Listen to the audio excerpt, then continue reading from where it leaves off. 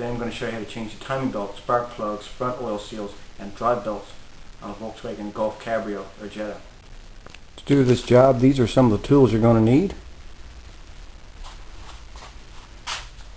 Jack the passenger side up in the air, put it on a jack stand, and remove the front passenger wheel.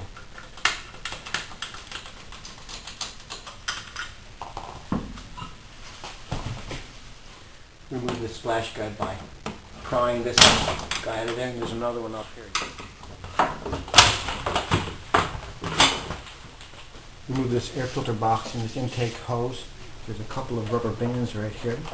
You take those off. There's a electrical plug here for the mass airflow sensor. Undo that, and you just black hose on top, brown on the bottom. Undo that, and then there is a couple of fittings here.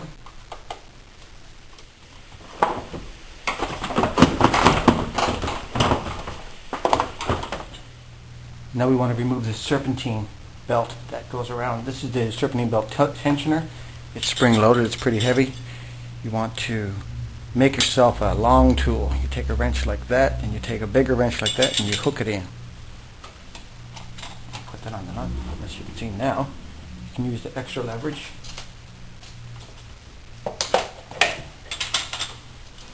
To get the tension off like that. Now this guy will just come off now. Belt is off. Now we've got to remove the V-belt. While your V-belt is tight, you may even want to tighten it more. You want to make sure this pulley, you can remove the bolts on this pulley. So with the belt tight, you want to remove this is the power steering pump. We need to slacken this tensioner nut as well. There's one nut over here.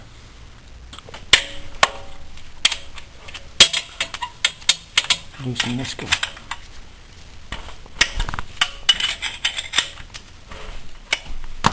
Now this is a 22 millimeter right here. As you can see, we lock this guy. You can tighten the belt or loosen it. So all the way loose. That's that. Now with the pulley loosened, you take your last nut. This will come off, and now this belt will come off, as well as the other serpentine belt. Remove your pulley and harmonic balancer serpentine pulley.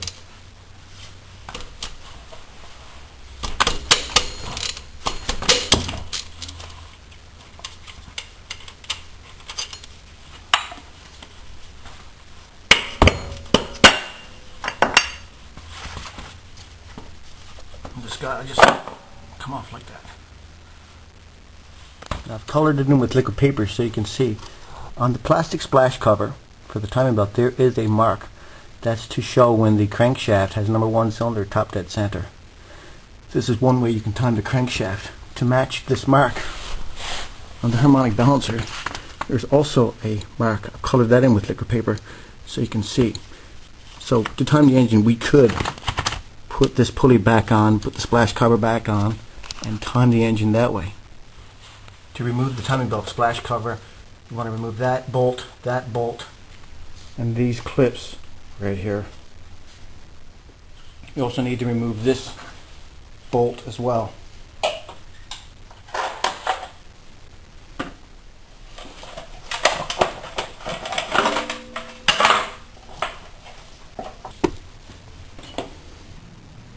To get the last cover bolt, just rotate the tensioner out of the way and put your socket.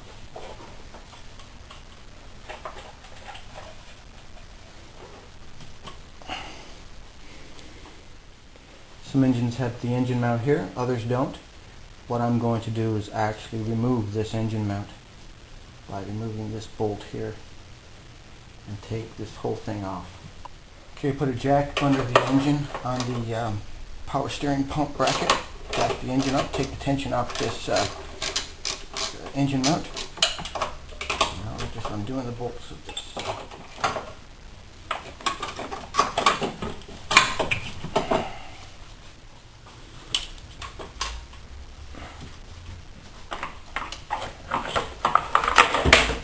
Okay, so you get your camshaft sprocket. I'm going to remove that. You've got an intermediate shaft sprocket here. This guy drives your oil pump, also drives your distributor.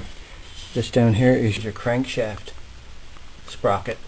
Now we want to look at the timing mark on the flywheel that shows when the crankshaft is at top dead center on the number one cylinder.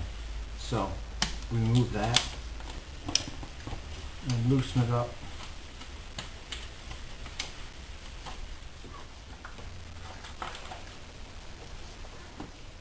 Now we're going to remove the spark plugs. There's lots of different tools you can get to remove spark plug wires. This is one, this is a different one.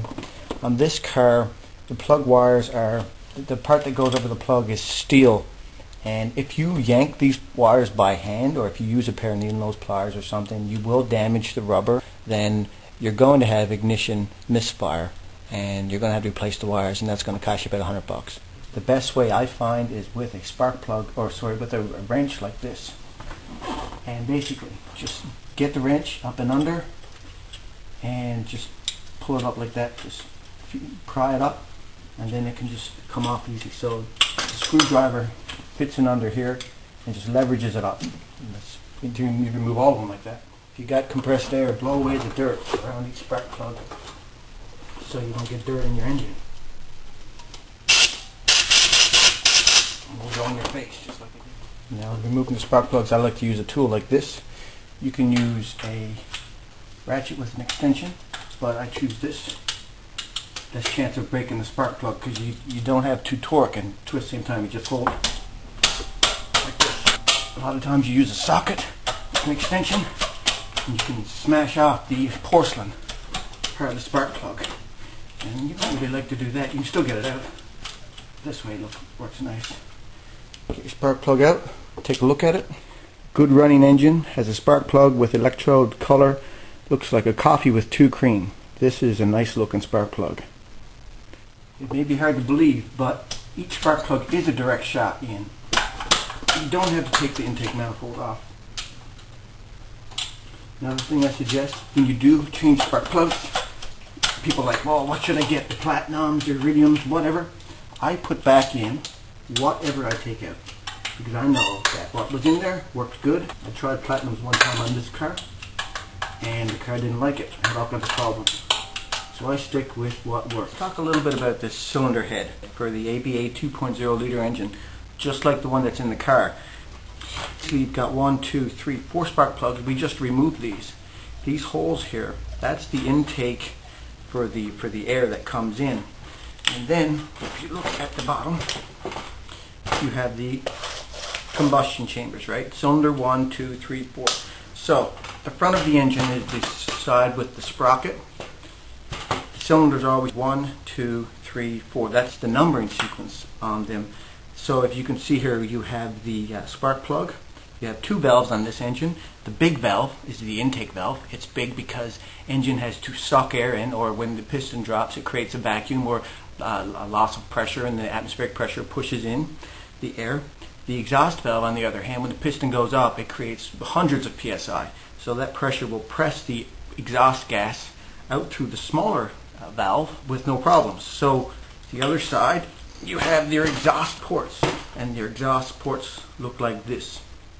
I've taken the springs out so I can actually rotate the camshaft easily. If the springs were in, you wouldn't. And if I rotate the camshaft, valves would be opening and closing, which would be very difficult to do by hand. But as you can see, this is the camshaft, and the camshaft has lobes.